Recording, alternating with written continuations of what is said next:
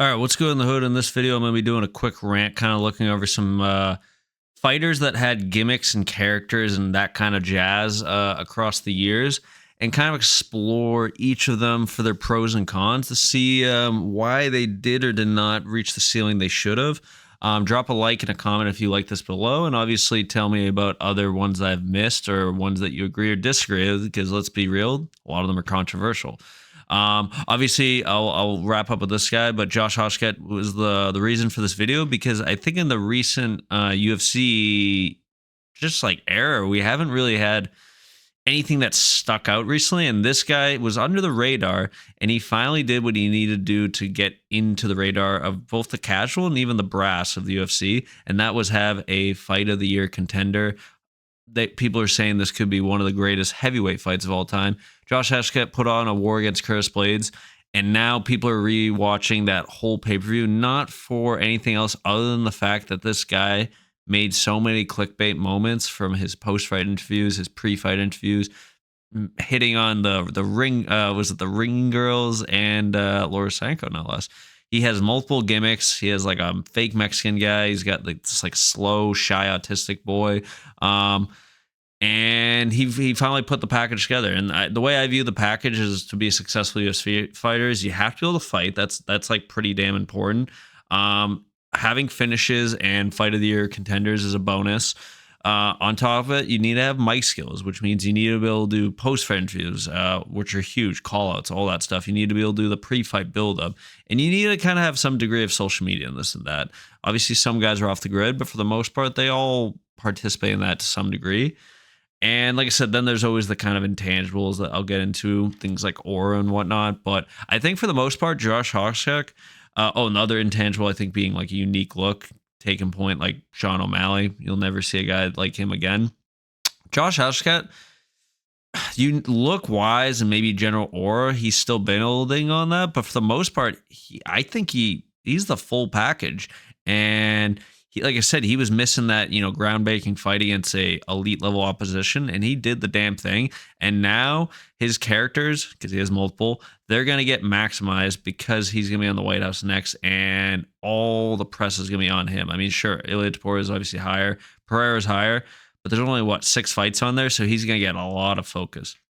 But like I said, let's look at some of the other ones. Obviously, this one's one of the most obvious. Conor McGregor. You could say is it a character? Yes, it's also him. I think personality-wise, just getting amplified, which is a lot of the fellas on these examples. But I mean, let's be real. He is the bread and butter, the kingpin of all this. He had flashy finishes. He won the belt. He was superb on the mic, in and out of the cage. Unique look, that big fucking grill on his fucking chest. Yeah, I mean, for the most part, he, other than maybe his digression later in his years, because he started modifying his character to be like quite literally just like a drunk, angry Irishman. But before that, nothing was better than him, and I don't think anything can beat it. There's some close ones. One of his biggest rivals, Nate Diaz, obviously, he had some things that went well and some things did not. Obviously, again, I think he's just amplified by his base character. He's a real G, all that shit came from the hood and this and that, fought to get where he was. And in some ways, no different than Conor. But I think the biggest thing that always hindered him was not just the fact that later in his years, due to the sad cost of CTE, as you can see by all this lovely scar tissue, and his inability to sometimes produce some good mic work. It was just him saying the same old, was he didn't have the consistent amount of wins that you would hope to have with, like I said, someone like Conor, where Conor, won, was it 7, 8 in a row to get to the belt. Nate Diaz had a lot of losses before he eventually got to that superstardom, beating Conor. And afterwards, he took a lot of losses here and there and didn't fight as consistent. And I think that was always his biggest hurdle. Obviously, he was trying to milk the fact that he wanted to get paid a lot. He only wanted to fight super fights. So I'll give it to him. But that was always something that, and then I guess I go back to something like Josh, where Nate, like for one reason or another, just like he has submission wins, he has some TK wins, but the reality is there's a lot of wins that he got that were just decisions, and a lot of wins that were not his, that he lost. You know, like he lost. If he wasn't getting finished a lot, he could always do this little fucking thing like when he did with Leon, where he loses 4 out of 5 rounds, and he's trying to come off like I won that fight because I almost finished him in the fifth, but he still lost. And at the end of the day, a loss is a loss, and it's gonna hurt you. Um, Moving on, this one's a unique one. Cejudo, super credentialed. He had some losses on his record, but at the end of the day, he's a double champ. He's beat some goats in the division. DJ coming to mind. And he took a different approach. He didn't really have much character other than being some generic Olympian. So he said, F it. I'm going to be this cringe king. I'm going to defend this division that he was in the division that was going to get cut, defends it, and then gets the second belt at bantamweight. And he plays this character of just cringe to the extreme. And as we're finding out now, it is actually based a little bit off his, I think, real life persona, that he is a little cringy behind closed doors. But to a degree, it worked. I mean, if you think about it, he was kind of unique personality-wise at the time. No one was really wearing, like I said, crowns and capes and bringing out snakes and pillows and stuff like that. Pills with opponents' heads sewed on there. So he was definitely unique. Aura, even if it was bad aura, it was still some aura. He would get finishes. I mean, he finished a couple different guys on his little streak. Dominic Cruz, Marlos, oh my God.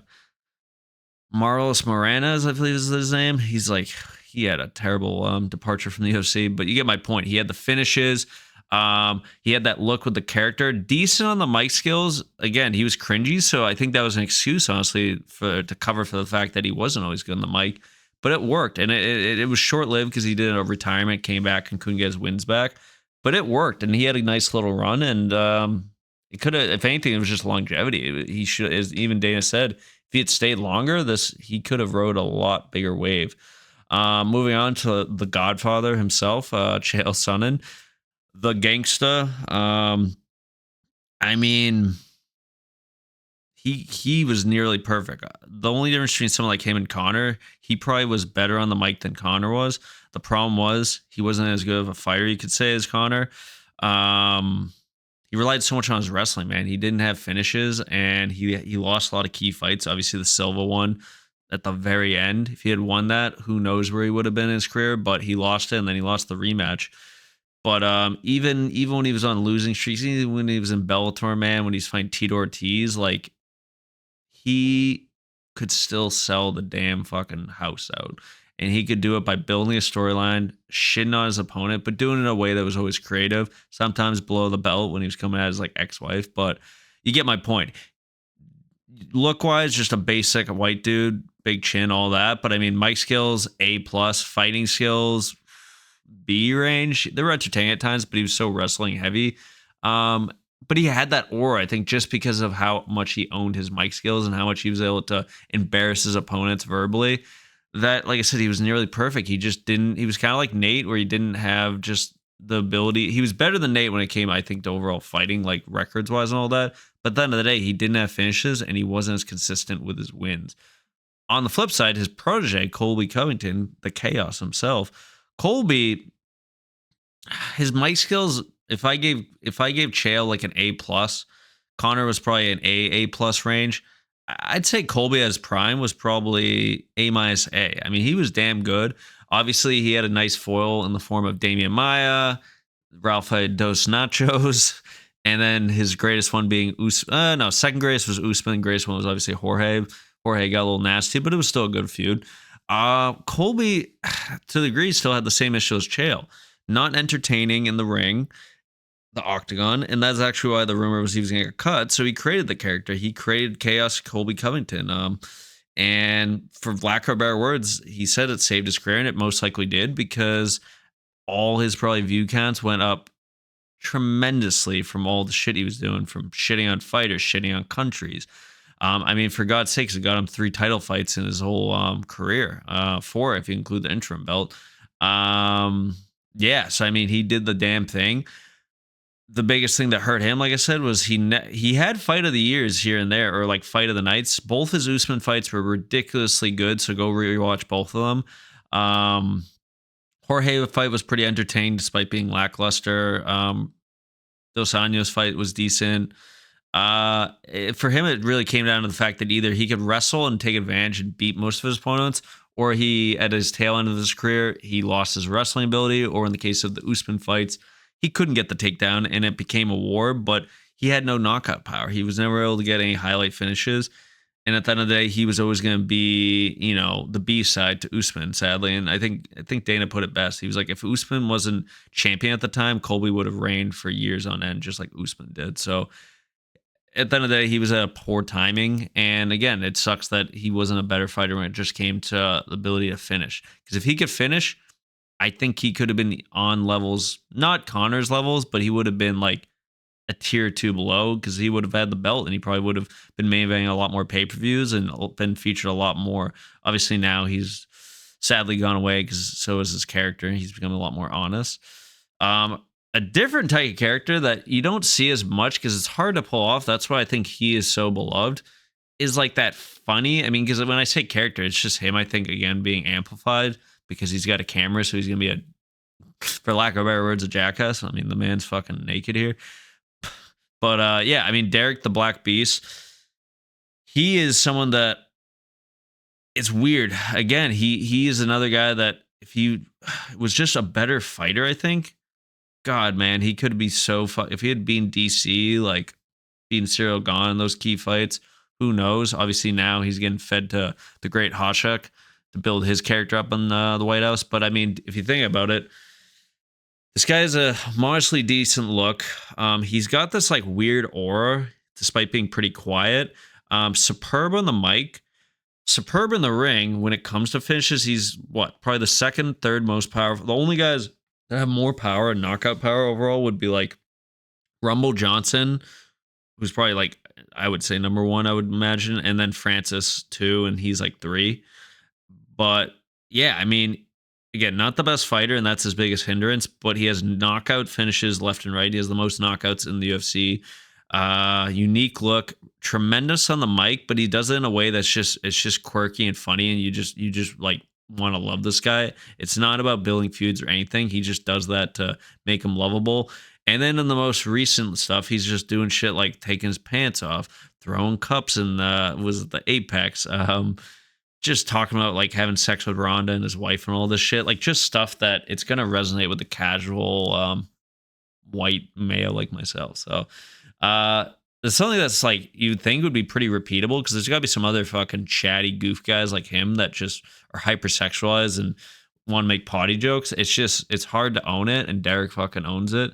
And it sucks that he's just not as good as we thought he was. His last fight, he just like trips and gets TKO'd, but at the end of the day, I think until he decides to hang it up, he's always going to have a spot and he's always going to make a shit ton of money, because Dana's always going to book him, and, he's always got a puncher's chance. So good for him.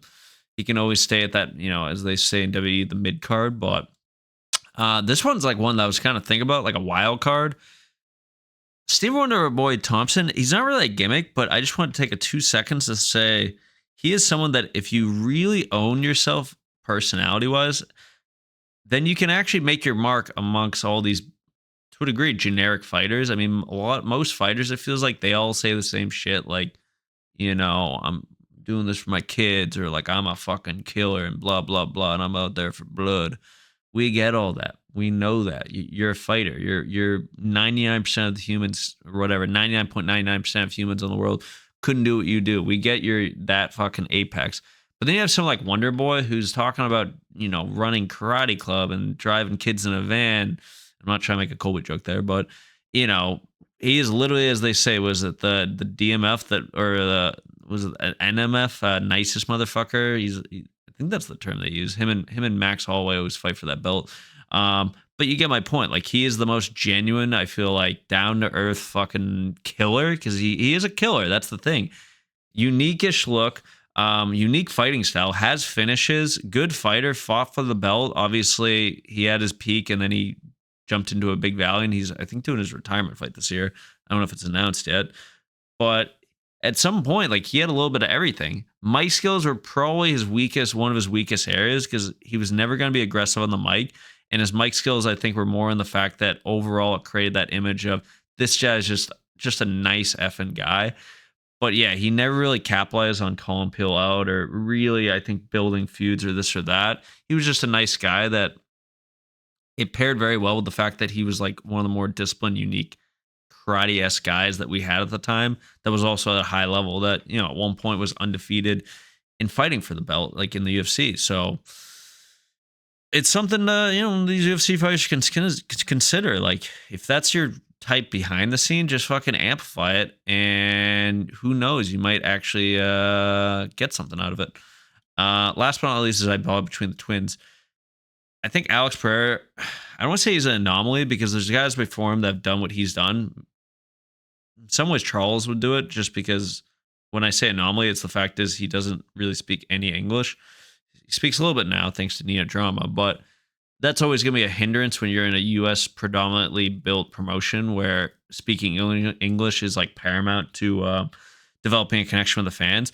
But this guy, obviously, he has something that every other one of these fighters outside of Prime Connor and Prime Nate probably too is just like a level of aura that just takes it all out of the arena. Meaning like when he enters with that face paint on and he's marching, shooting that arrow, shit's about to hit the fan.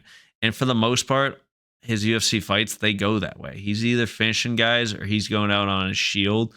And he's at the top of the heat. I mean, like I said, he's good at fighting. We knew that when he came from kickboxing. He's got finishes. I mean, his finishes are nasty. The Sean one early on, the flying knee early on, the Izzy comeback. Like he's got finishes. He can fight. He can put on fight of the year, fight of the night contenders. Mic skills, like I said, he does kind of like in some ways what Charles does, which is he maximizes the fact that he's gonna be short and sweet and he's gonna be straight to the point of what he's trying to get at. And that's probably how he is, honestly, behind the scenes. Like he was probably never like a big poet, ranting kind of guy, like good old Josh Hoshka is. But it doesn't matter because the whole point is his aura, his character is he is a fucking killer. He's like, I don't know what his actual like background village, whatever it is, that tribe he's part of with the paint, but like he fucking owns it. Like, sure, he's not fucking living like they are, how they used to be because he's wearing suits and smoking cigars and all that shit. But like when he goes into the fight cage, when he's at that pre-fight, when he's just in fight camp and he shaves his damn head, like everyone gets scared. And there's a reason why I have a poster of him with his eyes glowing is shot. Like when he enters, like someone's gonna get killed, and it's most likely his opponent. And that's why I'm stoked for the White House, because God forbid Cyril Gunn gets another belt. But yeah, that's my 2 cents. I was like, it really just comes down to the character is something that's going to help you elevate you to that elite echelon. Because fighting is just not enough sometimes. I mean, in some of these cases we show like Colby and Chael, you might not even be the most like good fighter and you might not have the most flashy finishes or be able to have good fights. But if you have good character work, if you have a little bit of aura, some good mic skills, you can get pretty damn far. And if you want to get to that like really, really upper echelon, which I think Josh has the potential to, because he's probably one win away from fighting for the belt. And his social media, it bloomed. Like his Instagram, I think, jumped like 50 or 60,000 since that pay-per-view, and it's probably keep going. But if he can kind of maximize on those 3 or so different areas, like I said, the fighting skills, the mic skills, and the intangibles being kind of like your aura, your character development, like just the general, that zest that like the Connors, the Nate Diaz, the Alex Pereiras, like those are the 3 that like those that I talked about that I think they were the reason they were the highest level, because they beat elite competition, they did in elite fashion, and they're also able to maximize all that other intangible stuff that goes outside the cage. And this guy's fucking doing it. I mean, he's doing it in a goofy way. Kind of, I would say he's similar in some ways to Colby. That's what people are saying. He's unique, but he's similar. He's going to draw some negative press for some of the shit he says. But at the end of the day, as I think I mentioned this earlier, but like some guy in my gym was mentioning this guy, and I'm like, I'm surprised he knew Josh, despite like having a crazy fight. I was like, Josh is not known by the casual fan, and he is now, not just because of the clickbait, but also because he can fight. And now those people are going to be following him on social media and this and that, and it's just like a rolling effect. And so long as, unlike guys like I said, Nate Diaz, as long as Josh can stay, he's going to lose one eventually. But if he can win this next fight and keep building that streak, he's just going to grow to being, like I said, in that superstardom level that you can't reach unless you have a little bit of everything. So that's my 2 cents. Let me know what you think. Do you think Josh can reach the heights of? I think he can surpass Cejudo. Well, maybe not credentials wise, but like just like level. Yeah, obviously Wonder Boy. I mean, it's obviously the upper echelon is like he'll never get to Pereira yet. Nate's obviously an anomaly. Connor, super anomaly.